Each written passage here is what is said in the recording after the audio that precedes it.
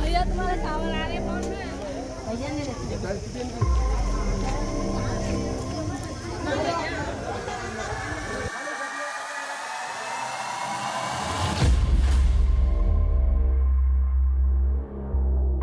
ആശുപത്രി മൂലയിൽ ഐസ് ബ്ലോക്കിന് മുകളിൽ വിറങ്ങലിച്ച് കിടന്നവർ, കാണാതായ മക്കളെ തേടി അലഞ്ഞ അച്ഛനമ്മമാർ, ഒരു സ്വയം പ്രഖ്യാപിത ആൾദൈവം സർവ്വ ഐശ്വര്യവും തരുമെന്ന് വിശ്വസിച്ച് ഓടിയെത്തി തിക്കിലും തിരക്കിലും പെട്ട് ഒരു ബാബയും രക്ഷിക്കാനില്ലാതെ മരണം ഏറ്റുവാങ്ങിയവർ, ഭോലെ ബാബയുടെ പാദസ്പർശമേറ്റ മണ്ണ് വാരിയെടുക്കാൻ വരെ ലഹള കൂട്ടി, സുരക്ഷക്കാരുടെ തല്ലുമേടിച്ചും ദർശന സാഫല്യം.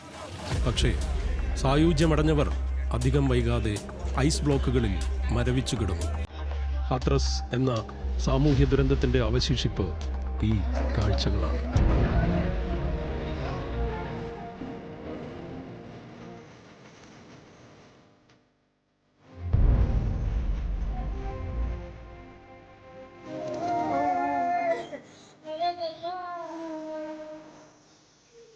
ഹാത്രസ് ആശുപത്രി ദൃശ്യങ്ങളിൽ കരയുന്ന മനുഷ്യർ മാത്രമല്ല, വിണ്ട ചുമരുകളും വൃത്തിഹീന പശ്ചാത്തലവും കാണാം. ആശുപത്രികളിലേക്കുള്ള ദൂരവും പരിമിത സൗകര്യങ്ങളും ദുരന്തവ്യാപ്തി കൂട്ടി.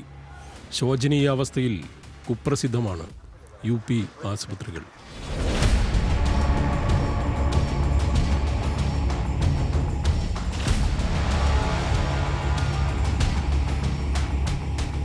നീതി ആയോഗ് ഇൻഡെക്സിൽ ഏറെ താഴെ, കേന്ദ്രവിഹിതത്തിൽ പക്ഷേ ഏറെ മുന്നിലും.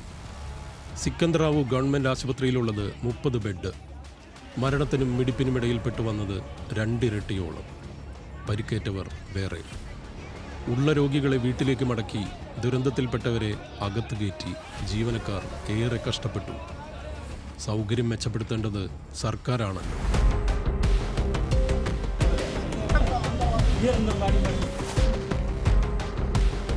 മൃതദേഹങ്ങൾ കിടന്ന ഐസ് ബ്ലോക്കിലെ വെള്ളം വരാന്തയിലും വാർഡിലുമായി പരന്നു. പശുരക്ഷയ്ക്ക് 100 ആംബുലൻസ് വാങ്ങിയ നാട്ടിലാണ് 80 കുട്ടികൾ ഓക്സിജൻ കിട്ടാതെ മരിച്ച ഗോരഖ്പൂരും 123 പേരുടെ ജീവനെടുത്ത ഹാത്രസും.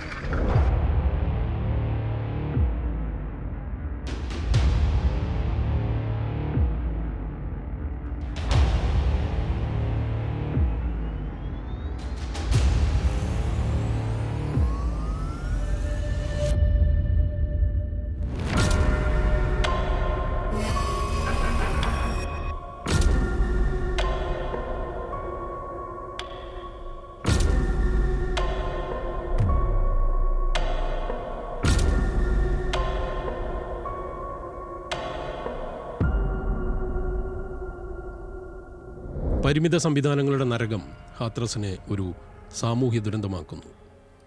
മരിച്ചവരിൽ കൂടുതലും ജാട്ടുവ വിഭാഗം, മായാവതിയുടെ ദളിത് വോട്ട് ബാങ്ക്. മരിച്ച 123 പേരിൽ 112 സ്ത്രീകൾ. എന്തുകൊണ്ടാണത്?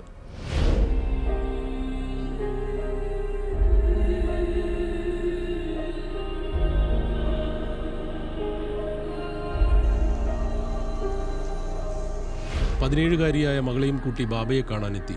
ഒടുക്കം കുഞ്ഞിൻ്റെ അനക്കമറ്റ ദേഹത്തിനരികെ നിന്ന് കരഞ്ഞ അമ്മ, കമലേഷ് അടക്കം എത്രയോ പേർ.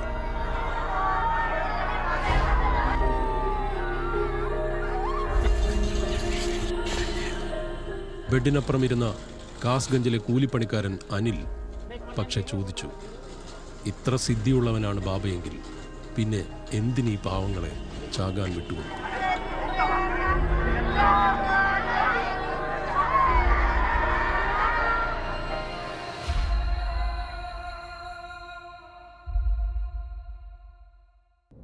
പക്ഷേ ആൾദൈവ ന്യായീകരണക്കാരും ഏറെ. ബാബയെ കുറ്റപ്പെടുത്തണ്ട, ഇത് വിധിയാണ്. പോകാൻ സമയമായപ്പോൾ ദൈവമെടുത്തു, അതിന് ബാബ എന്ത് പിഴച്ചു? പരിക്കേറ്റവർ പോലും ചോദിച്ചു. ഇതിനെല്ലാം അർത്ഥം ഒന്നേയുള്ളൂ.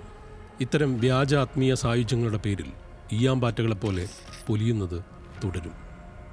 ഇനിയും പഠിച്ചിട്ടില്ലാത്ത നമ്മൾ.